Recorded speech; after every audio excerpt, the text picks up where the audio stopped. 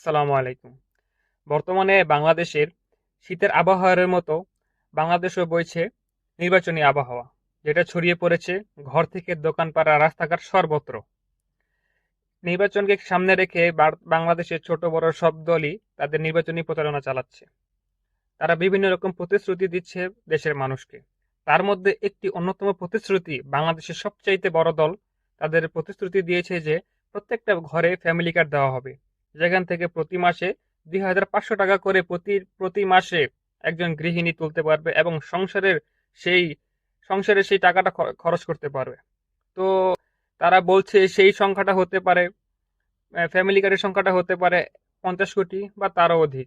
তাদের বিভিন্ন নেতাকর্মীরা এগুলা বলে বেড়াচ্ছে। তো আজকে আমি 50 কোটি হিসাব করব না।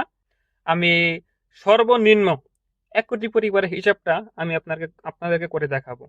তো চলুন হিসাবটা করি। যদি 1 কোটি পরিবারকে একটি করে কার্ড দেওয়া হয় এবং সেই কার্ড থেকে তারা প্রতি মাসে 2,500 টাকা করে তোলে, তাহলে মোট খরচ কত হয়? দেখুন, আমি আপনাদেরকে দেখাই। যদি একটি পরিবার প্রতি মাসে টাকা তোলে 1 কোটি ঘর থেকে 2,500 টাকা করে যদি আসে, তাহলে হয় 25,000 কোটি টাকা মাসিক। ঠিক আছে, 25,000 কোটি টাকা।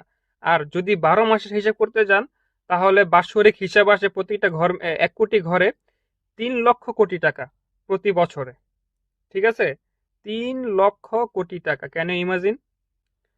তো ধরেন প্রতি পুরো হিসেবটা এভাবে করতে গেলে প্রতি ঘরে মাসে 2,500 টাকা করে, 1 কোটি ঘরে মাসে মাসে মোট টাকার পরিমাণ 25,000 কোটি টাকা।